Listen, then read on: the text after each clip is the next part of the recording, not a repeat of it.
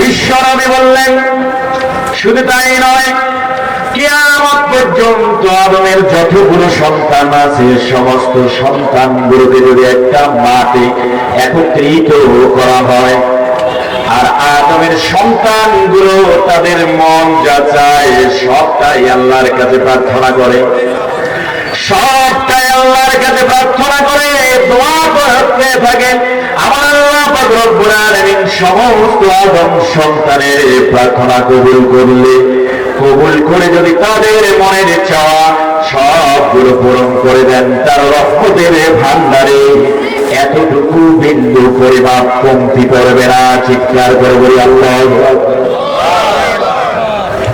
সুতরাং আপনি আমি আল্লাহর কাছে দোয়া করতে এত কার্পণ্য কেন? দোয়া করতে আমরা দূরে থাকি কেন? দোয়া করবো তো ইনশাআল্লাহ। বলেন তো মুসলমান, আল্লাহর রাসূল কি আমাদের দোয়া শেখাননি? আমার আল্লাহ রাসূল বললেন, আমার ভিতরে তোমার ভিতরে পাপ বাসা বাঁধতে পারে, আল্লাহ তাআলার কাছে দোয়া করার আগে তোমাকে অনুতপ্ত হৃদয়ের অনুভূতি নিয়ে আসতে হবে, তোমার ভিতরে অনুতপ্ততা নিয়ে আসতে হবে। তারপর অনুতপ্ততার দিল দিয়ে সর্বপ্রথম তুমি আল্লাহর কাছে যে দোয়াটা করবা সেইটা হলো ইস্তিগফারের দোয়া। কি বলেন তো? ইস্তিগফার মানে হলো, আল্লাহ তাআলা আমাকে মাফ করে দিন, আমাকে ক্ষমা করে দিন। বিশ্বজাহানের রাসূলকে বলে দাও, বলে ইয়া রাসূলুল্লাহ, আমাদের কি বলবেন, আমরা কেমন করে আল্লাহ তাআলার কাছে অনুভূতি নেব, এমন অনুভূতি যে অনুভূতিগুলো আমাদের ভিতরে অনুতপ্ততা সৃষ্টি করে। ইয়া রাসূলুল্লাহ, অনুতপ্ত দোয়াগুলো কি? আমার আল্লাহর রাসূল বললেন, রে উম্মতে মুহাম্মাদী, তোমরা এরকম করে ইস্তিগফার কামনা করো। ইস্তিগফার হলো, সবাই বলে আস্তাগফিরুল্লাহ, এটা হলো ইস্তিগফার। আস্তাগফিরুল্লাহ বলি সবাই, আস্তাগফিরুল্লাহ। হে আমার আল্লাহ, আপনি আমাকে মাফ করে দিন, আমাকে ক্ষমা করে দিন। বিশ্বজাহানের রাসূলকে বলা হলো, রাসূলুল্লাহ, এরকম অনুমতি নিয়ে, এরকম অনুতপ্ত হৃদয় নিয়ে মাত্র বাক্যটা উচ্চারণ করলে কি আমার আল্লাহ পাক রব্বুল আলামিন মাফ করে দেবেন। বিশ্বজাহানের রাসূলের হাদিসটা তিরমিজি শরীফের ভিতরে এসেছে, আর আবু দাউদ শরীফের ভিতরে এসেছে। যুগপৎভাবে দুইটি হাদিস গ্রন্থে এসেছে। রাসূল আল্লাহ বললেন, আমার উম্মতের মধ্য থেকে কোন উম্মত যদি এরকম করে ইস্তিগফার কামনা করে, সবাই বলে আস্তাগফিরুল্লাহ আল্লাযী, বলি সবাই। আচ্ছা, কোন মাহফিলগুলো কেন হয় বলেন তো? আমরা এমন বিষয় জানি যা ভুলে গেছি, এটা মনে করে দেওয়ার জন্য নয়। হ্যাঁ, আর আমরা এতটাই আপডেট, এতটাই এডুকেটেড, আপনার এডুকেটেড যে আমাদেরকে নতুন করে পড়াশোনা করতে হয় না। অনায়াসে অনেক বিষয় এখন আমরা ইউটিউব, গুগলের মাধ্যমে শিখতে পারি কি পারি না? আমাদের এলাকায় এমন বক্তা আসেন নাই, এমন বক্তার ওয়াজ আমরা শুনতে পারি কি পারি না ঘরে বসে? কি পারি কি পারি না? সুতরাং এই যে বিষয়গুলো ভুলে গেছি, আমি জানি আপনারা সবাই ইস্তিগফার কামনা করতে পারেন, আস্তাগফিরুল্লাহ করতে পারেন, কিন্তু সওয়াবের উদ্দেশ্যে আপনাদেরকে বলছি, এখানে আমার শ্রেষ্ঠত্ব, আমার আইডেন্টিটি দেখার জন্য আপনাদেরকে বলছি না যে আমার সঙ্গে বলেন, মাফ করবেন, সবাই জানেন, তবে একসঙ্গে পড়ি, কি মাইন্ড করবেন? তো বিশ্বনবী বললেন, আমার উম্মতেরা যদি এরকম করে বলে আস্তাগফিরুল্লাহ আল্লাযী লা ইলাহা ইল্লা হুয়াল হাইয়ুল কাইয়্যুম ওয়া আতুবু ইলাইহি, আস্তাগফিরুল্লাহ আল্লাযী লা ইলাহা ইল্লা হুয়াল হাইয়ুল কাইয়্যুম ওয়া আতুবু ইলাইহি। আমার রাসূল বলেছেন কোন ব্যক্তি যদি মাত্র 3 বার ইস্তেগফারটা কামনা করে, কয়বার? বিশ্বজাহানের রাসূল বললেন ওই ব্যক্তি জিহাদের ময়দান থেকে শত্রুর ভয়ে যদি পালিয়ে যায়, পালিয়ে আসলে পরে যে গুনাহ হয়, এরকম গুনাহ যদি তার আমলনামায় থাকে, আমার আল্লাহ পাক রব্বুল আলামিন ওই 3 বার ইস্তিগফার কামনা করার কারণে, ইস্তিগফার পাঠ করার কারণে জিহাদের ময়দান থেকে পালিয়ে আসার মতো গুনাহ হলেও, জিহাদের ময়দান থেকে পালানো গুনাহ হলেও তিনি মাফ করে দেন। আস্তাগফিরুল্লাহাল্লাযী লা ইলাহা ইল্লা হুয়া হাইয়ুল কাইয়্যুম। এরপর আল্লাহ পাক রব্বুল আলামিন রাসূলকে আমরা বললাম, ইয়া রাসূলুল্লাহ, ইস্তিগফার কামনা করলে পরে কি হতে পারে?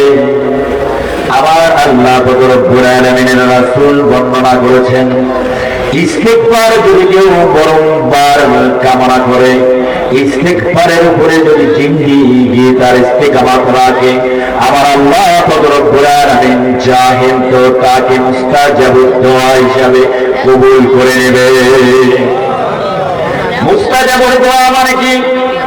অর্থাৎ যে ব্যক্তি দোয়া করে সাথে সাথে কবুল হয়ে যায়। আপনি ইস্তিগফার কামনা করবেন, ইস্তিগফারের দ্বারা মাকান পর্যন্ত আপনার এমন একটা মাকান পর্যন্ত পৌঁছাই দেবে যে মাকানের মধ্যে পৌঁছাইলে পরে আপনি যা দোয়া করবেন আমার আল্লাহ পাক রব্বুল আলামিন একটাও কবুল না করে থাকতে পারবেন না। তাহলে আমরা কি করব? ইস্তিগফার কামনা করব। দেখুন আমার আল্লাহ পাক রব্বুল আলামিন সুন্দর একটা ইবাদত, যে ইবাদতের মধ্যে শারীরিক মানসিকতা আছে, যে ইবাদতের ভিতরে টাইম স্যাক্রিফাইসের বিষয় আছে, সেটার নাম হলো সালাত, নামাজ। কি বলেন তো? নামাজ পড়ছেন দেহের সবচেয়ে দামি জায়গা, যার নাম হলো কপাল। কি বলেন তো? মাথার চেয়ে দামি অংশ কি শরীরে আছে? আমার আল্লাহর জন্য আপনি জমিনে কপালটা লাগিয়ে দিলেন, নাকটা লাগিয়ে দিলেন, নাক কপাল লাগিয়ে দিয়ে সাজদা করতেছেন। সাজদা থেকে যখন 2 সাজদার মাঝখানে এসে বসে গেছেন, আমার আল্লাহর রাসূল সেই সময়টায় আল্লাহ তাআলার কাছে ইস্তিগফার কামনা করার জন্য সুন্দর একটা দোয়া শিক্ষা দিয়েছেন। জ্ঞান কি দেন নাই? একবার সিজদা করেছেন, আরেকটা দেওয়া লাগে না? কখন একটা সিজদা দিতে হয়? যখন তিলাওয়াতে সিজদা আছে তখন একটা দিতে হয়, কিন্তু নামাজে 2 সিজদা দিতে হয় কি দেয় না?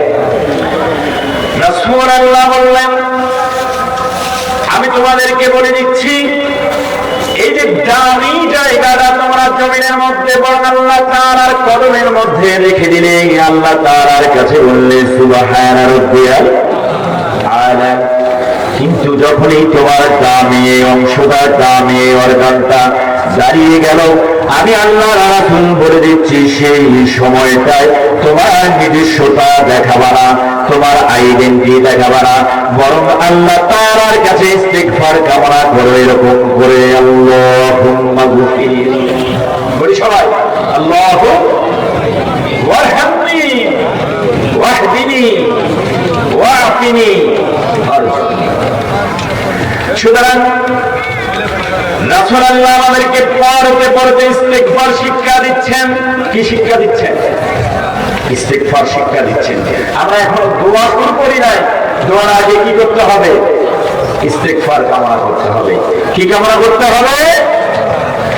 বিশ্বজাহানের রাসূলকে আমরা জিজ্ঞেস করলাম, ইয়া রাসূলুল্লাহ, আপনি তো আস্তাগফিরুল্লাহ বলে আমাদেরকে ইস্তিগফারের দোয়া শিখাই দিলেন, আবার আপনি আমাদেরকে শিখাই দিলেন আস্তাগফিরুল্লাহাল্লাযী লা ইলাহা ইল্লা হুয়াল হাইয়ুল কাইয়্যুম ওয়া আতুবু ইলাইহি।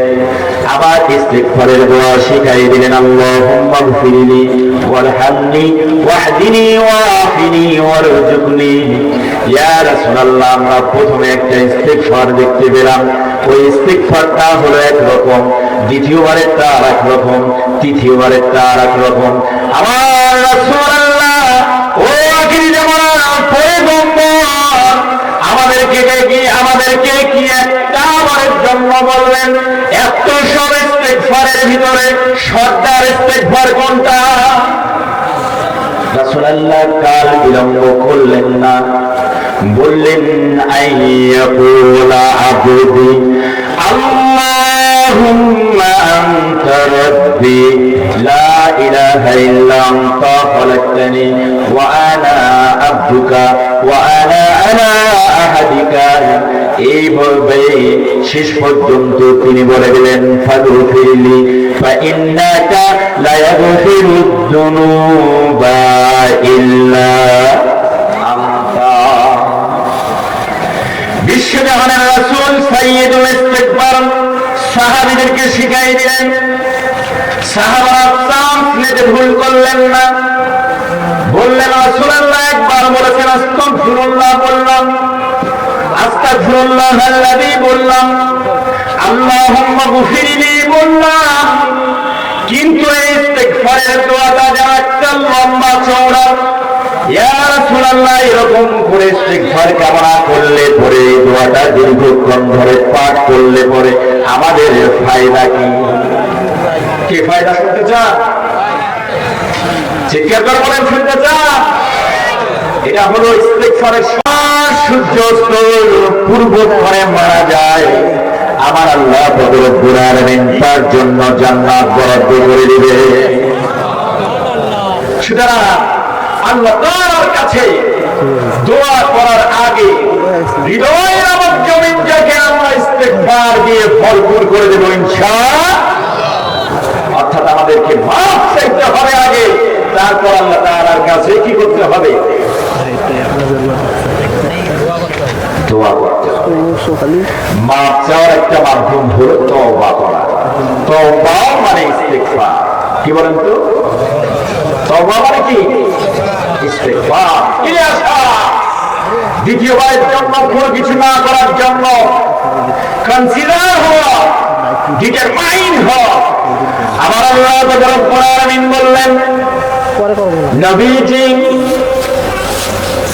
तमाम পৃথিবী আমার বান্দাগুলোকে বলে দিন, তারা যখন আমার কাছে ইস্তিগফার কামনা করবে, এরকম করে যেন ইস্তিগফার কামনা করে, তাদের অবস্থা যেন এরকম হয়, কায়মন বাক্যে আমার কাছে ইস্তিগফার কামনা করে।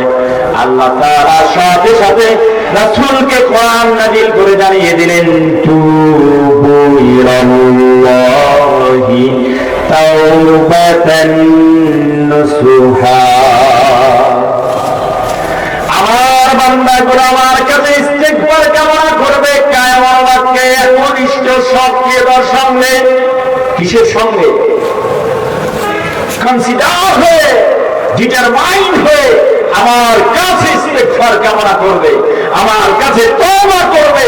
দ্বিতীয়বারের জন্য এটা সম্পূর্ণ করবে না, সমাধান করবে না, এরকম দৃঢ় প্রতিজ্ঞা জ্ঞাপন করবে, তাওবাতুন নাসুহা করবে। কি করবে? এরপর আমরা আল্লাহ তাআলার কাছে দোয়া করব। কি করব? ঘুম থেকে উঠেছেন, দোয়া আছে কি নাই মুসলমান? একজন বান্দার সঙ্গে আল্লাহ তাআলার সম্পর্কটা হলো চাকর এবং মুনিবের। সকাল থেকে ঘুম থেকে ওঠা পর্যন্ত, ঘুম থেকে ওঠার পর তার সন্তুষ্টির একটা জায়গা, ওই জায়গায় তার নাম হলো তার মুনিব। চিৎকার করে বলেন মুসলমান, আমাদের মুনিবের নাম কি? আরো চিৎকার করে বলেন, আমাদের মুনিবের নাম কি? তবে একটা কথা, দোয়া আলোচনা করতে গিয়ে মুনিবের একটা স্পেশাল নাম আপনাদেরকে শিখাই দিয়ে যাব। সাহাবায়ে আজমাইন ইস্তেহাবকারীরা বলেছেন ওই নামটা হলো ইসমে আজম। কি বলেন? ইসমে আজম হলো আল্লাহ তাআলার নামগুলোর মধ্য থেকে শ্রেষ্ঠ নাম সর্দার নাম। সুবহানাল্লাহ। প্রসঙ্গ যখন আসলো ওটা শেষ করে দিই, কি বলে ইসমে আজম।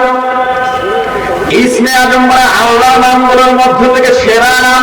কি নাম?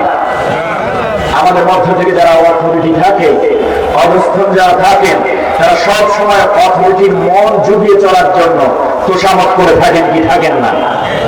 সবচেয়ে প্রশংসার সূচক বাক্যগুলো অথরিটির জন্য ব্যয় করেন, এজন্যই যে অথরিটি যেন নেক দৃষ্টি তার দিকে সন্তুষ্ট হয়। তো আমার আল্লাহ পাক রব্বুল আলামিন বলেন Almighty, all over the world, এই পৃথিবীর সমস্ত কিছু সার্বভৌমময় ক্ষমতার অধিকারী অলমাইটি, তাই নয় কি? সুতরাং এই অলমাইটি সেরা নামটি আমাদের জানা উচিত কিনা? এই নামটা হলো রব। কি বলেন তো? চিৎকার করে বলে কি? আরো করে বলে কি? এই রব কখনো কখনো রব্বানা হয়ে যায়। রব মানে প্রতিপালক, রব্বানা মানে আমার প্রতিপালক। রব্বানা মানে কি? রব শব্দটির অর্থ করে ভাষাতাত্ত্বিকরা পর্যন্ত শেষ করতে পারেন না। যেখানে সেট করে দেন ভিন্ন ভিন্ন রিমার্কেবল এন্ড ম্যাগনিফিসিয়েন্ট মিনিং নিয়ে রব শব্দটি আমাদের সবার সামনে প্রতিভাত হয়ে যায়। কোন তাফসীর কেন, মুহাদ্দিসিন কেরাম আজ পর্যন্ত রবের তাফসীর শেষ করতে পারেন না। সুতরাং এটি হলো সাহাবায়ে আজমাইন এবং ইজতিহাদকারীদের কথা হলো এটাই ইসমে আজম। মাত্র একটা দুইটা বর্ণের একটা শব্দ রব। কি বলেন তো? রাব আগে বল। বিশ্ব নবীকে জিজ্ঞেস করা হলো রাসূলুল্লাহ, আমরা আল্লাহ তাআলার কাছে দোয়া করব, কিন্তু তিনি তো আমাদের মালিক, তাকে তোষামত করার জন্য, তার মনের সন্তুষ্টি অর্জন করার জন্য আমরা কেমন করে দোয়া করব? বিশ্বজাহানের রাসূল এরকম করে বললেন, যখন কোন মুসলমান একটা দোয়ার ভিতরে তিনবার রব্বানা বলেন, সবাই রব্বানা রব্বানা অথবা রব, ইয়া রব, ইয়া রব, ইয়া রব, এক এক করে তিনবার রব্বানা অথবা রব শব্দটা দিয়ে আল্লাহর কাছে প্রার্থনা করে, আমার আল্লাহ পাক রব্বুল আলামিন সেই দোয়া কবুল না করে থাকতে পারেন না। উদাহরণ তিনি বলেছেন আলহামদুলিল্লাহ, এইখানেও রব্বানা কিংবা রবের একটা কারিশমা আছে।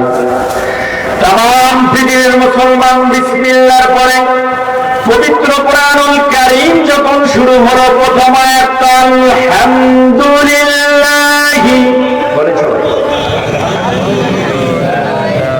রাব্বিল আলামিন। পবিত্র কুরআনুল কারীমের ভিতরে আমার আল্লাহ রব্বুল আলামিন সূচনা রত্নেন তার প্রশংসা সূচক একটা বাক্য ব্যয় করলেন। সমস্ত প্রশংসা জগৎ সমূহের প্রতিপালক আল্লাহ রাব্বুল। এই আয়াতে কারিমার ভিতরে রব শব্দটা আছে কি নাই?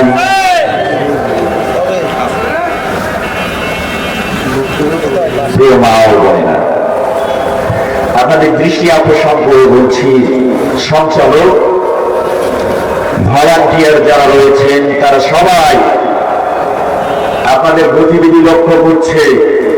আপনারা যেন ওয়াজ শোনার জন্য আসেন নাই, কেনাকাটা করার জন্য এসেছেন। সন্ধ্যার পর থেকে যথেষ্ট কেনাকাটা হয়েছে। মাহফিলের যতজন ভলান্টিয়ার রয়েছেন সব ভলান্টিয়ারদেরকে আমি এই হাতিবাড়ি তথা দোকানের ঘরে যাওয়ার জন্য বিনীতভাবে বলছি। দাঁড়িয়ে যান সমস্ত ভলান্টিয়ার, দাঁড়িয়ে যান। মহিলা বাজারের সামনে দাঁড়িয়ে থাকবেন। কোন মায়ের যদি প্রচন্ড ক্ষুধা লাগে তাহলে আপনারা তার টাকাটা নিয়ে খরচ করে নিয়ে এসে তার হাতে ধরাই দেবেন। যে সকল মা ও বোনেরা হাতি বাড়িতে রয়েছে বুঝিয়ে সুজিয়ে তাদেরকে মহিলা প্যান্ডেলে পাঠিয়ে দেন। প্রিয় মা ও বোনেরা, আপনারা মন খারাপ করবেন না। এই মাহফিলের পক্ষ থেকে ভলান্টিয়ারদেরকে এই পাওয়ার, সুপ্রিম পাওয়ার দেওয়া হলো।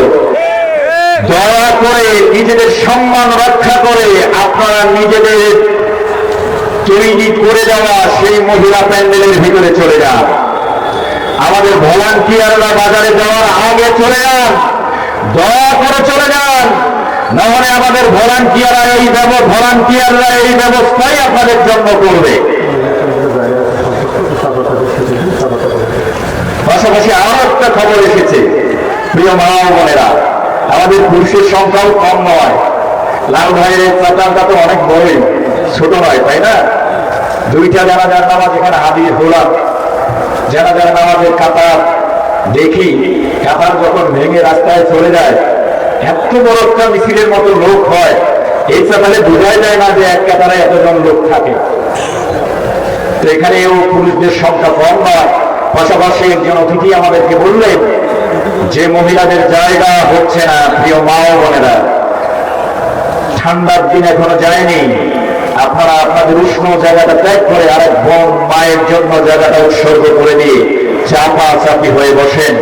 আমাদের প্রধান আলোচক, প্রধান বক্তা, দ্বিতীয় বক্তা অত্যন্ত মাসহুর এবং পেশাদার বক্তা, দিনের সারগর্ভপূর্ণ এলেম থেকে থেকে অল্প সময়ের মধ্যে তারা আপনাদের আমলের জন্য আমলের দোকান খুলে বসবেন। সেই দোকান থেকে আলোচনা আপনারা ক্রয় করবেন, আলোচনা ক্রয় করে আপনাদের আমলে জিন্দেগি গঠন করবেন। একটু চাপাচাপি হয়ে বসেন। প্রিয় ভাইয়ের আমার, কোথায় কথা রাখছিলাম? প্রসঙ্গ ভুলে গেলাম। ইসমে আজম, আলহামদুলিল্লাহ।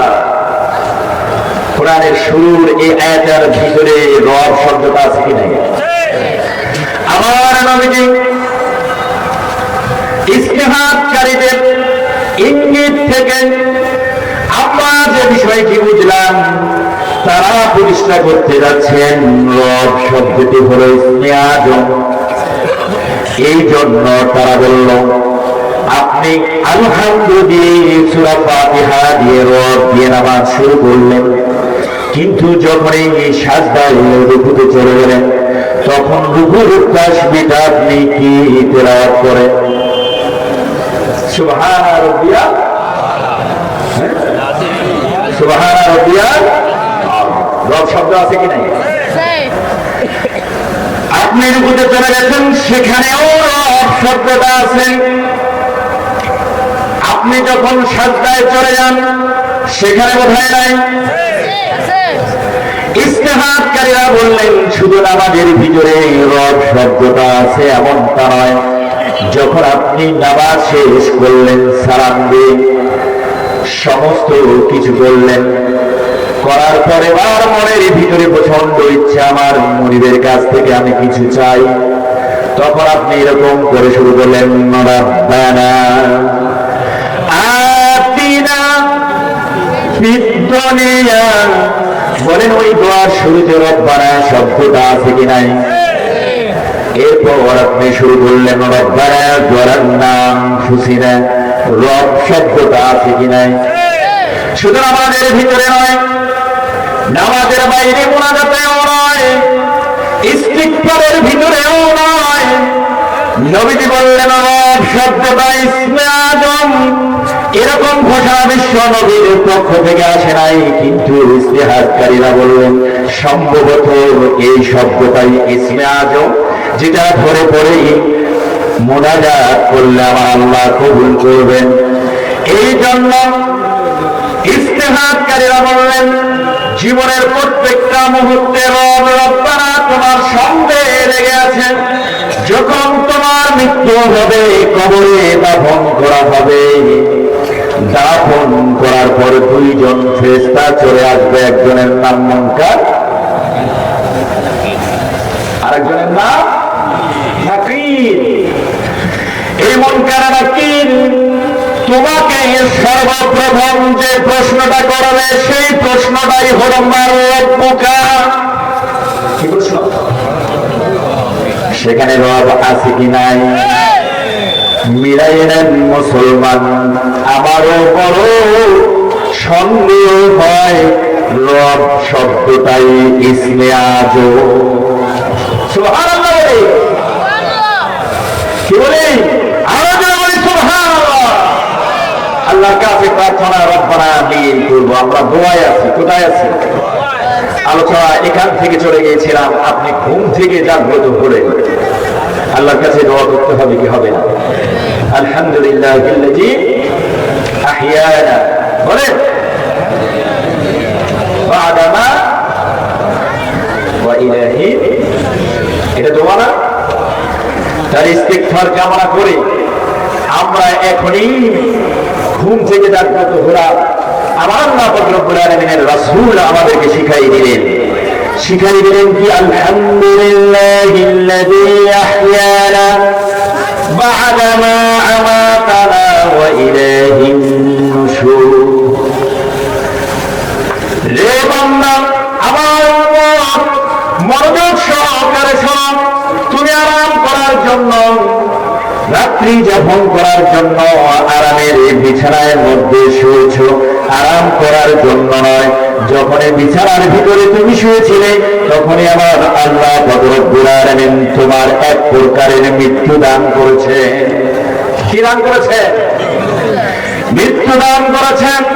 আমার আল্লাহ পাক রব্বুল আলামিনের রাসূল বললেন, যখন ওরকম 6 ঘন্টার মৃত্যু থেকে ঘুম থেকে তোমার জাগ্রত হলো, তুমি একটা বারের জন্য পার দেখিয়ে ওই মৃত্যু থেকে জাগ্রত হতে পারতে না। আমার আল্লাহ পাক রব্বুল আলামিন ধীরে ধীরে ওই ঘুম নামক মৃত্যুর ভিতরে তোমার অবস্থা এমন করে দিয়েছেন, ফেরেশতা নাজিল করে দিয়ে তুমি 6 ঘন্টার ভিতরে যাতে করে এক কাজ হয়ে না থাকো, হয়ে